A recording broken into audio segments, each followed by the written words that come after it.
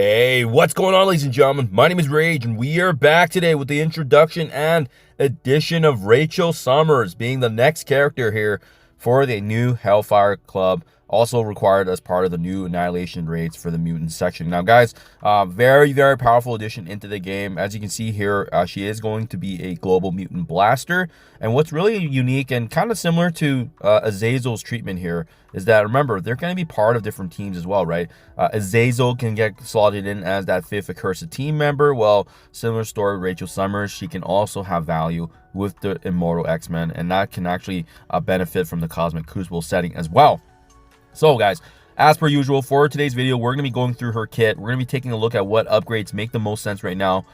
We do need to build her up and upgrade her respectively for the new raids, but thankfully, we still have quite a bit of time here, and it'll be interesting once the new raids come, whether or not there's going to be some limited components of it, right? They did outline all the difficulties for the different raids, so we'll likely have to do the lower ones until we actually have the full Hellfire Club team unlocked and leveled up and ready to go here. But without further ado, guys, let's take a look at her kit. Let's see what's going to shine for her, and as well assess what her preemptive ISO-8 is going to be once we bring her up. So, Psychic Spark, basic ability, attacking the primary target for 100% damage. She also does a bonus attack on the enemy with the highest damage for 100% damage. So, good thing. It's just essentially focusing and nailing down the enemy that's going to be the biggest threat, right?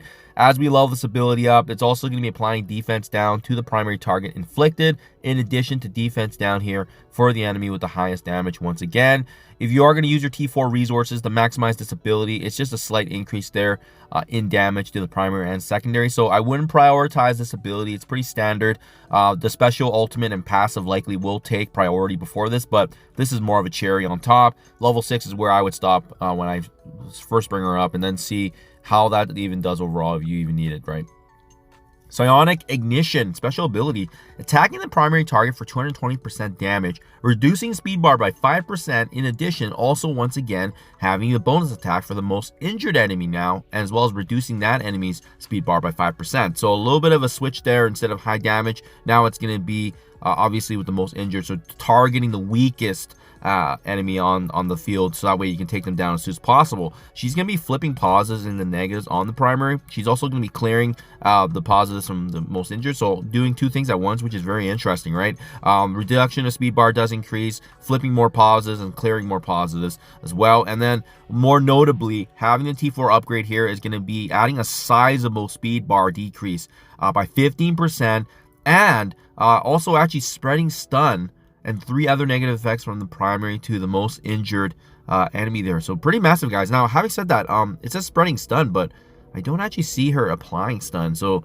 that's an interesting use of verbiage there. Does that mean that she can only use this ability then on someone that has that applicable stun, or does it apply the stun and then spread it?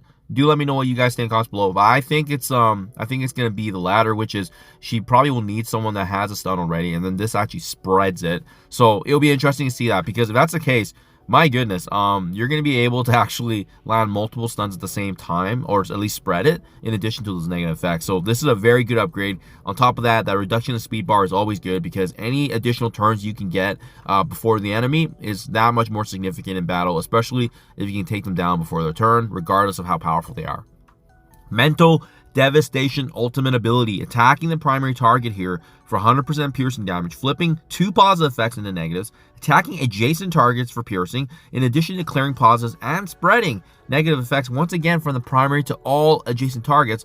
This will not spread stun. So they do make it explicitly clear. Obviously, you can spread some other things like likely trauma and whatnot too, but it does exclude the stun here. So I guess they didn't want to overpower her too much. Having said that, then very, very powerful ability, because you can see this is going to be driven by the piercing and the ability to actually flip and clear, very similar and consistent with her special as well. This also does provide some value as well for her respective Hellfire Club and Immortal X-Men. There's immunity that's going to be applied on kill as well. She's going to be filling the speed bar for herself, random Jean Greys, in addition to random Sebastian Shaw allies, and as well, this actually does ignore defense up and can't be dodged or blocked.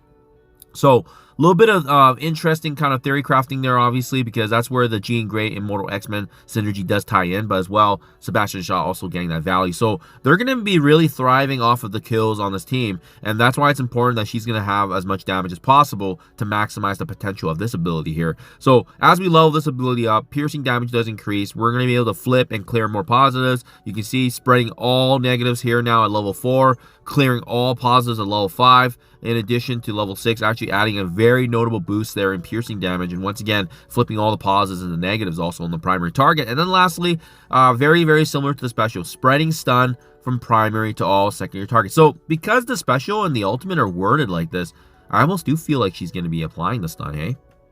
Doesn't spread, but then this one is very interesting too. With this T4, it bypasses now from the very beginning where it says this will not spread stun. Well, this is going to spread stun now from primary to all secondary targets. So it kind of just overrides what the original description here is, guys. So, but yeah, let me know in the comments below. Might have to see this in action, but it does suggest then that she's going to be doing stuns across the board, actually. Hopefully, anyways, that would be really, really valuable, which is interesting with her in a blaster role. Typically, they're focused on damage, not so much the crowd controlling aspects, right? So, yeah, a very interesting verbiage there. We'll likely have to see that in play, but I do suspect that's probably going to be the factor there. Very strong upgrade, as you can see, special ultimate, as I suspected. They look like absolute must-have upgrades right there. And then Bright Lady passive ability here.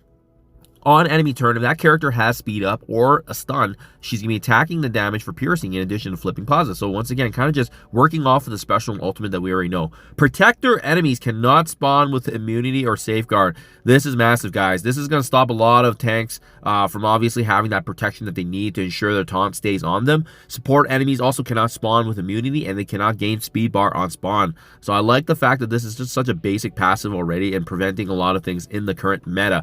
If this character has 3 or more Immortal X-Men allies, enemy characters can only have their resistance increased by positive effects, and now enemy characters cannot gain assist now. So, oh my goodness, absolutely love it. It's going to just strip down and prevent a lot of good characters from having additional attacks and whatnot too.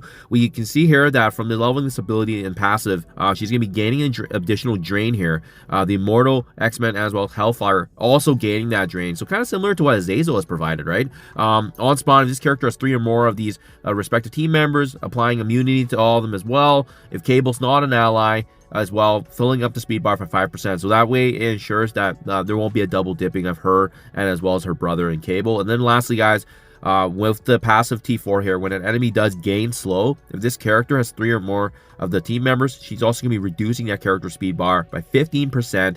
And applying a detrimental trauma, guys. So for that reason, you got to upgrade this, because now you're going to also have trauma being inflicted, especially when the game that's slow. Massive, massive, guys. So it's pretty clear to me, guys. Special, ultimate, passive, get them upgraded. It's going to absolutely allow her to thrive. And a lot of these bonuses, as you saw, guys, it doesn't necessarily just apply in raids, right? We didn't see a single raid text, which means she's going to be good across the board in all game modes with her team.